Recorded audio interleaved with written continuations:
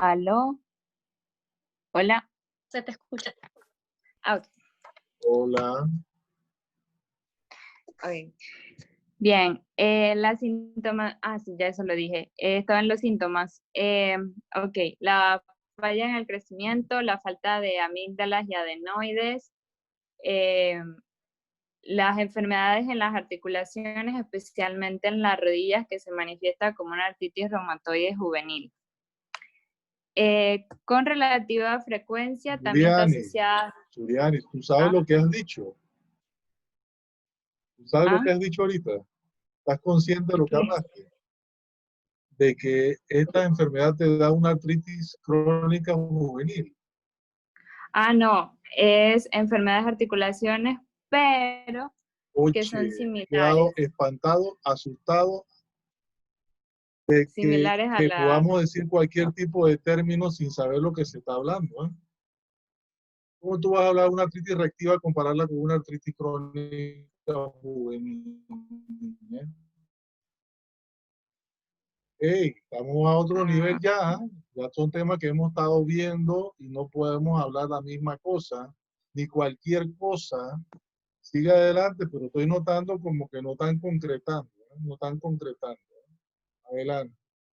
Bien, también está asociada a una neutropenia, la cual es grave, pero de carácter transitorio, y ocasionalmente no se tiene un origen aclarado, aunque se especula que puede ser por una inmunidad celular. Siguiente. Cuando me hablas de neutropenia me van a tener que aclarar en el trabajo por qué es por inmunidad celular. O sea, te van a tener que aclarar muchos conceptos ahí, ¿verdad? Por favor, ¿eh? Antes de enviarme ese trabajo, me lo van a tener que revisar bien. Porque ustedes escriben una cosa y dicen otra cosa. Entonces pónganse en concreto qué es lo que están diciendo, que tenga sentido, que sea razonable. Por favor. Ajá. Son propensos a contraer infecciones en lo que es la superficie de las membranas mucosas y cercanos. Las infecciones en la nariz, rinitis, en los senos paranasales, sinusitis, en el oído, otitis, en los pulmones, neumonía y en los bronquios, bronquitis. Siguiente.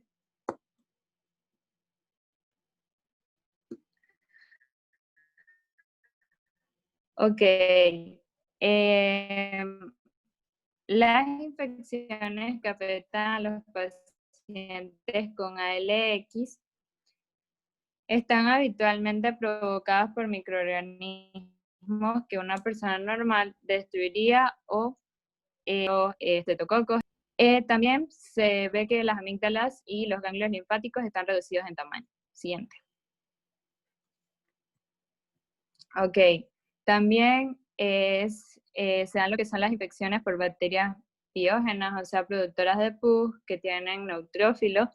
La respuesta normal sería producir anticuerpos que rodeen las bacterias y fijar el complemento, mejorando así la rápida absorción de las bacterias en las células fagocíticas, neutrófilos y macrófagos. Y estas infecciones, pues tratarla con antibióticos. Pero como en estas personas las infecciones son recurrentes, entonces van a tener un exceso de lo que son enzimas proteolíticas como la elastase de las bacterias, y los fagocitos del huésped causan daño anatómico.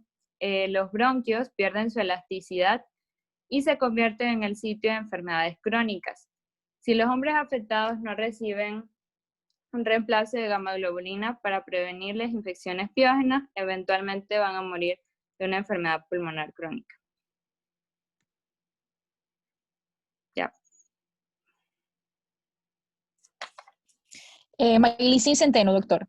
En el caso del diagnóstico, quise presentarlo desde que llega un paciente, ¿verdad?, que tiene características con infecciones recurrentes o graves, especialmente si el paciente tiene amígdalas y ganglios linfáticos pequeños o ausentes.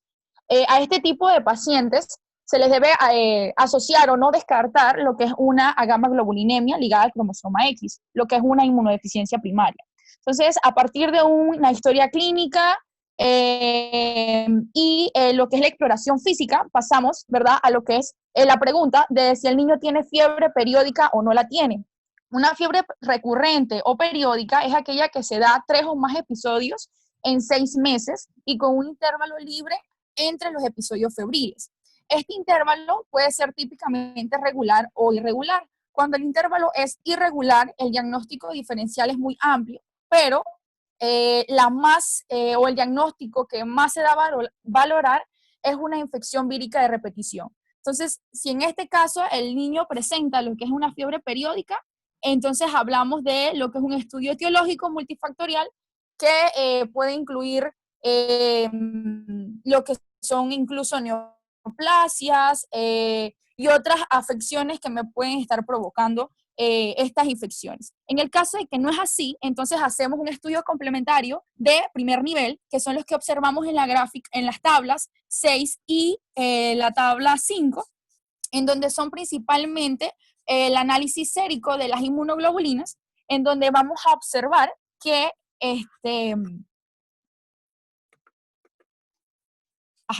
vamos a observar principalmente la sospecha, ¿verdad? Si el paciente tiene una deficiencia, cuando las IgE tenemos una concentración menos de 200 miligramos por decilitro, en el total de las IgE, IgM o IgA son menos de 400 miligramos por decilitro. Igualmente tenemos ausencias de inmunoglobulina M, perdón, y lo que son estudios por imágenes, vamos a ver las radiografías de tórax, donde tenemos ausencias de timo, alteraciones costales, bronquiestasias, entre otros hallazgos. A partir de allí, yo hago un diagnóstico diferencial en si el niño es un niño normal, uno atópico, uno con patología crónica o tengo la sospecha de que es un niño con inmunodeficiencia. En el caso de las primeras test, se hace un tratamiento individualizado y vigilancia evolutiva. Si yo considero que el niño tiene una sospecha de inmunodeficiencia, vemos lo que hay en la tabla 7, 8 y 9. Pásalo, por favor. Aquí en la tabla número 7, vamos a ver signos de alarma de una inmunodeficiencia primaria, que van desde 6 a 8 otitis medias agudas en el año, 2 neumonías, 2 sinusitis, 2 meningitis u otras infecciones graves. De igual forma, se incluye lo que son las infecciones recurrentes y obviamente la historia familiar, entre otras características. Igualmente, también podemos observar en lo que se ve en la tabla número 8, hallazgos en la exploración física en los pacientes con inmunodeficiencias primarias y en la tabla número 9, hallazgos analíticos presentes. Sí, yo te recomendaría que nombraras todos los signos. No te estés saltando ninguno de los 20 porque todos son importantes. Ok. De acuerdo, doctor. Tienen un sentido por qué están allí. Y eso quiero que tus compañeros lo vean, que es importante que lo graben porque eso es lo que les va a servir a ellos también. De acuerdo. En el caso, continuando con los signos de alarma, a partir de lo que son las infecciones recurrentes, necesidad frecuente de usar antibioterapia intravenosa para curar estas infecciones, infecciones por microorganismos no habituales u oportunistas. Ya mencioné la historia familiar. Cuando tú dices abscesos viscerales, tú entiendes que va un absceso hepático, un absceso esplénico, o sea, un absceso renal. Eso llama mucho la atención. Por eso, digo, no tienen por qué saberlo ustedes ahorita, ¿no? Pero es importante que eso se recalque, porque cuando tienes un niño con un absceso hepático, bacteriano, no amebiano, ¿no? O de otra causa, por anaerobio, entonces inmediatamente el foco de atención es descartar alguna inmunodeficiencia o algún tipo de cáncer. O sea, eso es lo que es importante de lo que estás hablando ahora mismo. Cuando habla de tejidos profundos, los abscesos, cuando es necesariamente que es imprescindible usar antibiótico-terapia intravenosa, porque la oral que inicia un clínico no le funciona para tratar una otitis, una sinusitis crónica, una bronquitis aguda, algo te está llamando la atención, ¿no? Y de ahí en adelante, del 8 al 20, a ver, dime algo más para ver. Sí, tenemos lo que son, a partir de lo que es la historia familiar también, los fenómenos autoinmunes frecuentes, las candidiasis cutáneas. Esta parte de microorganismos no habituales u oportunistas son importantes. Te la saltaste. Mira, aquí, si tú puedes, tienes la posibilidad de hacer un cultivo Entonces tú vas a buscar los gérmenes más comunes, estreptococo, hemófilo, estafilococo, ok, ¿no? Pero Sí. también no quedan excluidos, ¿sí? También, por ejemplo, Giardia lamblia, ¿no? Una lambriasis crónica resistente al tratamiento, inmediatamente también te llama la atención de que pueda ser una inmunodeficiencia. Fíjate, una enfermedad de Bruto, una Sí. inmunodeficiencia, ¿no? Porque ahí te dice signos de alarma de inmunodeficiencia. Ahí Así pueden es. entrar las humorales y las celulares. ¿Ok? Sí. Listo. Eh, ¿Puedo continuar con las otras? Claro, debe Ok, continuar con las otras. ok. Tenemos también los que son los rasgos Los dimórficos asociados a fenómenos infecciones autoinmunes frecuentes, infecciones frecuentes. postvacunales. Los fenómenos autoinmunes frecuentes. Ujú. O sea, te está Eh, saltando las cosas, Melicino. O sea, te la está ok. saltando. Infecciones postvacunales tras vacunas de virus vivos. Retraso de más de 4 No, no, semanas. no, no, no, no, no, no. Fenómenos autoinmunes, tienes que decir cuáles son los fenómenos autoinmunes frecuentes. em, Por eso hablaba de que los términos tienen que ser bien empleados porque si no se van a confundir entonces. ¿Ok? Bueno, bueno, son doctor, cosas que usted va a ir corrigiendo. Tienen que definir bien esos sí, asuntos. Cuando hay una sí. candidez cutánea en pacientes mayores de 1 año, ya lógicamente no entra en una enfermedad Bruton, pero sí en una enfermedad, en una inmunodeficiencia de tipo celular. Pero es Ujú, bueno discutirlo. El dismorfismo también, porque hay el HOP, el DiGeorge, todos tienen facies muy características, dismórficas, ¿no? Sindromáticos. Lo que sí. bien dice, infecciones postvacunales, ¿no? Que Ujú, ese es un rasgo importante para enfermedades de Bruton. Si tú pones PSG o si tú pones alguna vacuna de virus vivos atenuados, o sea, el proceso se puede dar, no se puede detener la infección. Ya sí. no queda solamente la memoria inmune del anticuerpo, al riesgo que ocurra la infección. Ese es el peligro. Por eso uno tiene que categorizar los bebés, los niños cuando nacen, si ese niño no tiene ese riesgo. O sea, no aplicarse tal vacuna si tenemos la sospecha hasta que se compruebe si es inmunodeficiente. Sí, ¿Ok? sí.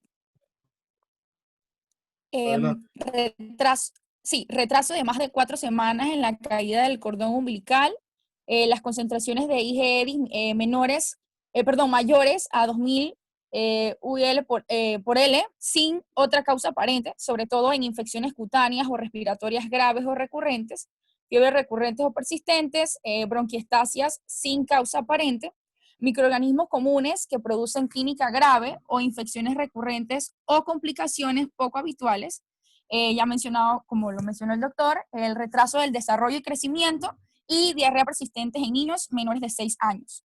De allí a lo que es el hallazgo en la exploración física, se puede encontrar eczemas y petequias en lo que es los síndromes de Wiskott-Aldrich. La verdad es que estos hallazgos no son relacionados con la gamma-globulinemia, pero sí dentro del grupo de las inmunodeficiencias primarias que ya mencioné anteriormente, las telangiectasias, fenotipo peculiar en lo que es cardiopatías congénitas, hipocalemia, gingivitis, albinismo, abscesos cutáneos, entre otras.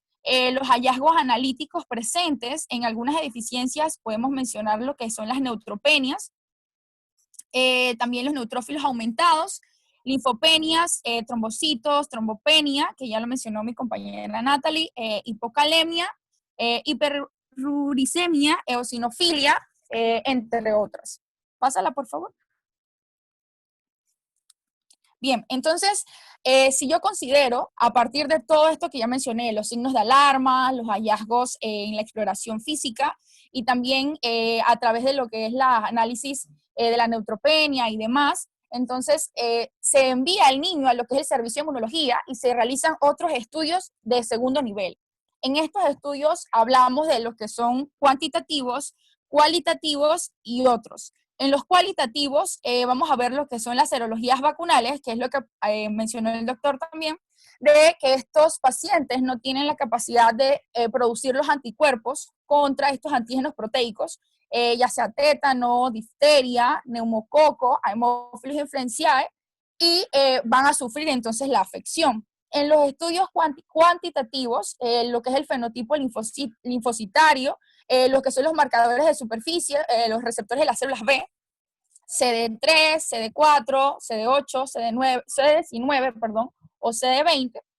También lo que es las concentraciones de las subclases de IgG, perdón, y en el que entra al grupo de los otros estudios, serologías de VIH, los estudios de la función de los linfocitos T, los estudios funcionales de fagocitos, estudios del complemento y estudios genéticos que van orientados a al otro grupo de inmunodeficiencias primarias.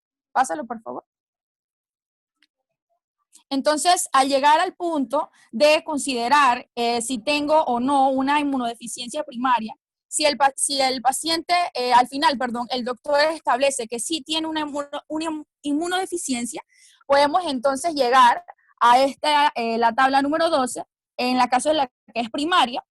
Vamos a ver los diferentes grupos que ya mencioné, deficiencias por anticuerpos, las que son combinadas y las bien definidas.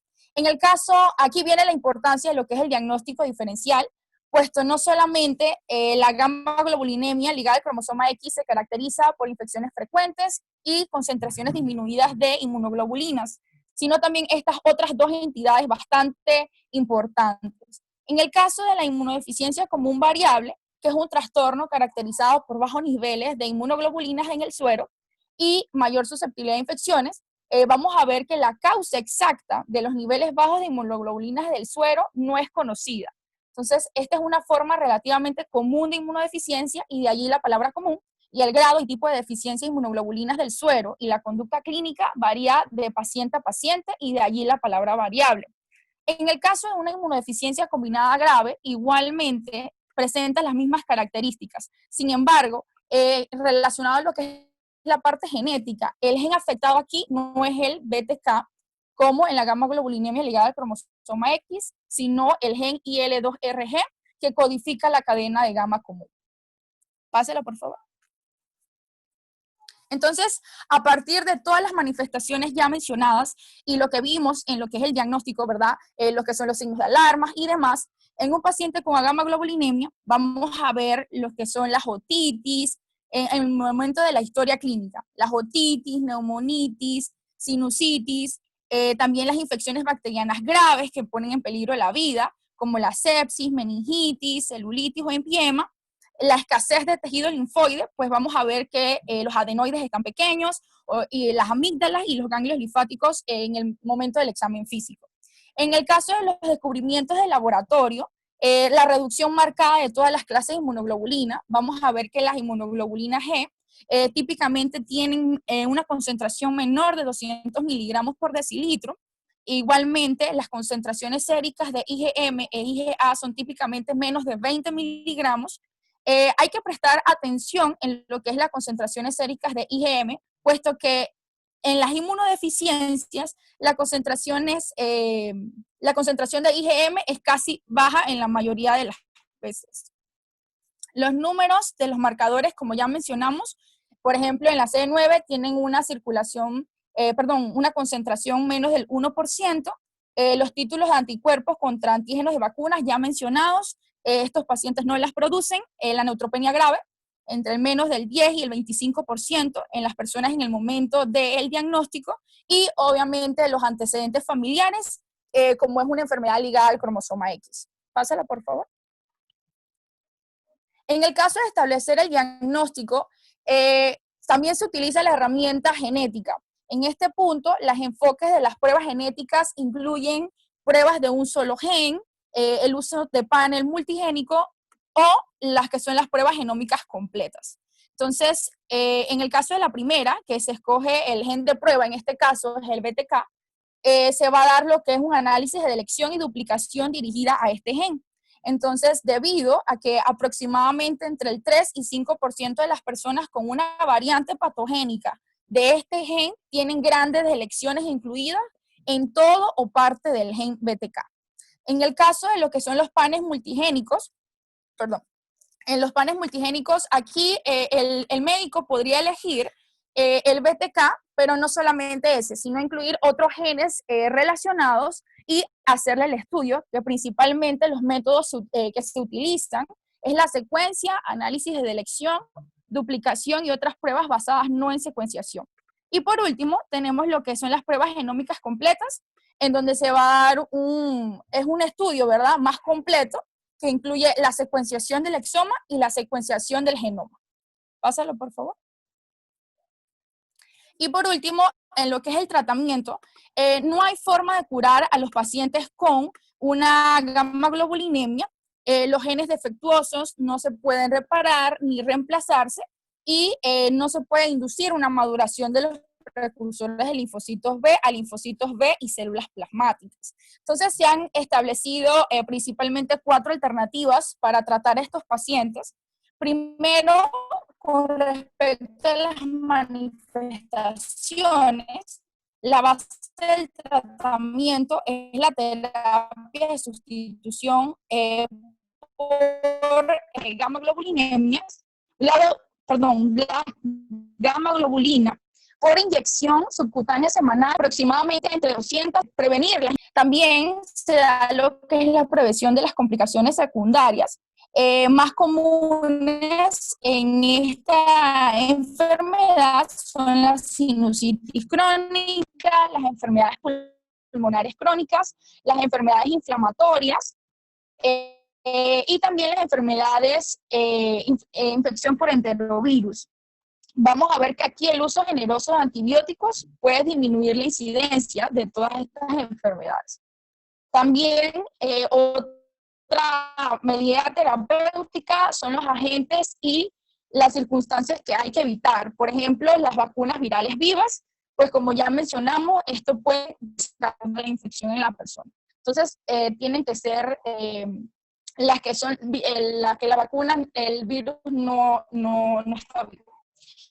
Y la evaluación de los pacientes en riesgo, las pruebas genéticas moleculares de los pacientes varones, en riesgo, si se hace lo más pronto posible, se asegura la sustitución de gamma-globulinemia y se inicia pues lo antes estas personas afectadas. Listo. Ya no.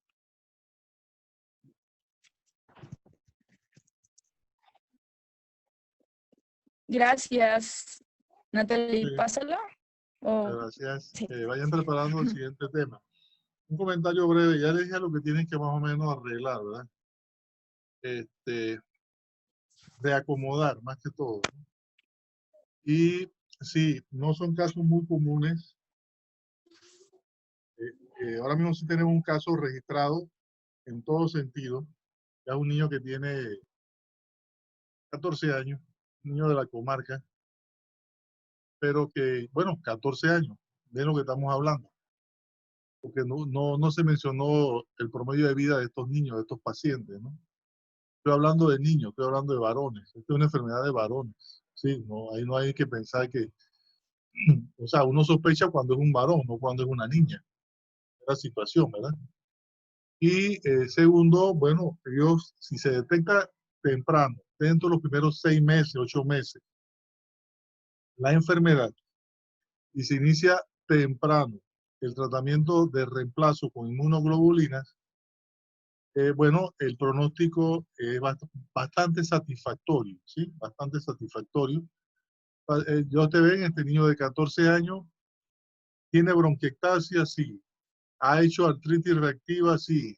Ha tenido cuadros gastrointestinales, sí. Ha tenido sinusitis, sí. Ha tenido todo. Pero se trata a tiempo, se controlan las infecciones y el niño tiene una calidad de vida muy aceptable, muy buena. Y con su manejo respectivo, obviando todas las situaciones, las secuelares que se van dando, que hay que irlas tratando, ¿no? Entonces, inmunoglobulina, primero de todo, es, ya ustedes lo dijeron, aunque no detallaron el tratamiento con inmunoglobulina, que es muy importante, ¿sí? Las dosis, la frecuencia de dosis, ¿sí? ¿Qué tiempo? Ya aquí dijimos que es para siempre, ¿no? Que el niño, porque el efecto no lo va a compensar. ¿Sí? Pero ¿cuál es la dosis que se aplica por kilogramos de peso? Doctor, yo mencioné entre 200 a 500 miligramos por kilogramo por dosis. ¿Cada qué tiempo? Durante de 2 a 4 semanas. Ajá. Bueno, y sería permanente, imagino, ¿no? De 2 a 4 semanas. Ok. Muy bien. Bueno, adelante, vamos con lupus sistémico. Ya ven la pantalla, ¿cierto? Sí, doctor. Sí, Voy a, Ya está en voy a- pantalla ya, sí. ok, listo. ¿Ya la ven completa? Ajá. Ahí tranquilita. Ok. No la muevas todavía, no la muevas. Bueno, deja la imagen ahí todavía.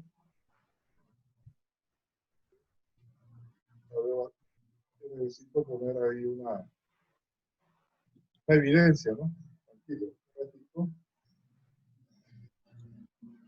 Eso, ahora sí. Ya. Ok.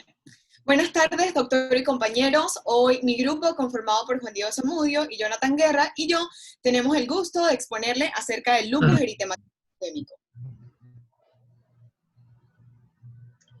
Bien, primero, como una reseña histórica acerca del lupus eritematoso sistémico, es importante recalcar que esta es una enfermedad que se conoce desde aproximadamente 5 siglos para atrás. En las primeras descripciones, en los siglos XV y XVI, se utilizaba el término lupus para referirse a unas ulceraciones faciales que se extendían de forma progresiva y destructiva. Lupus, de latín lobo, debido al aspecto que tenían estas lesiones como de mordedura de lobo en la cara.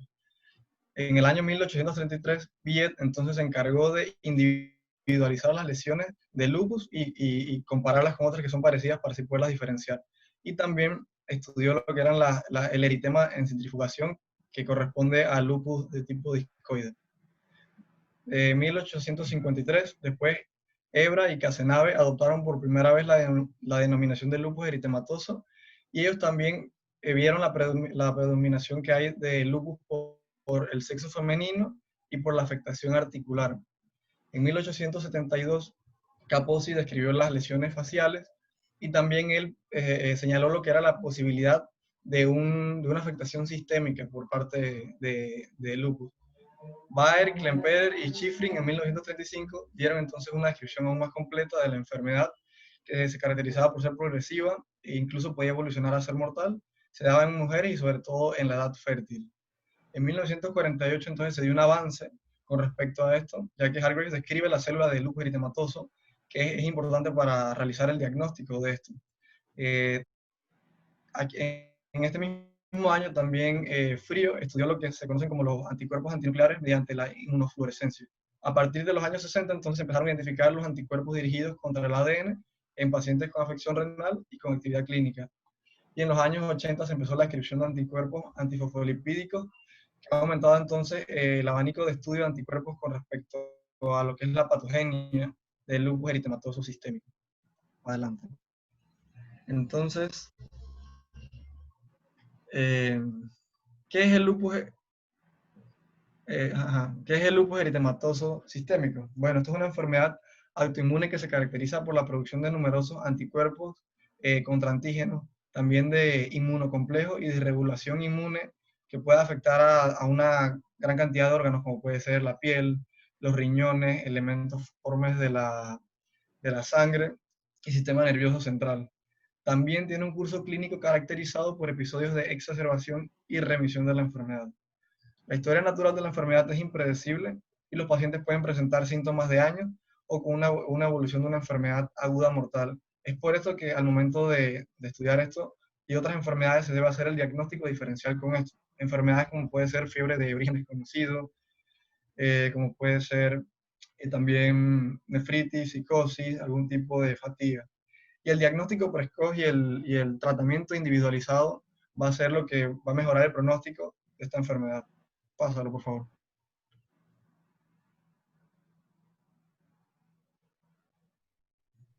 Con respecto a la epidemiología, la prevalencia del lupus eritematoso sistémico en la población general es de 20 a 150 casos por 100.000 habitantes, dependiendo de la etnia y el área geográfica. La incidencia es 10 veces más alta en las mujeres que en los hombres, correspondiendo de esto un 90% de los casos de mujeres en edad fértil. Y esto se le atribuye más que todo a la actividad hormonal que ejercen los estrógenos. Por lo menos en los niños, según estudios se menciona que esta actividad hormonal no es tan importante para el desarrollo de la patogenia. Con respecto a los factores étnicos, esto tiene una distribución universal afectando a todas las razas y está presente en cualquier lugar. Pero si se estudia de manera, por lo menos étnica, se tiene que hay una incidencia de 2 a 3 veces mayor en mujeres de origen afrodescendiente que las mujeres caucásicas. En la edad del inicio, del comienzo de la enfermedad, el 65% de los casos es entre los 16 y los 65 años, frente a un 20% de inicio antes de los 16 años y un 15% después de los 65 años. También es importante recalcar que las manifestaciones María, clínicas tienden a ser más leves a medida que María. ya podemos pasarnos si quieren al otro link. Diego, a este le quedan 5 minutos. Si tú sientes que termina esa diapositiva. No, ya terminé la María. Bueno. epidemiología, pero viene creo que la parte. Bueno, entonces sí sería no bueno sé si cambiar. cambiarnos ya. Sí, sería bueno. Vamos a esperar a ver cuándo el doctor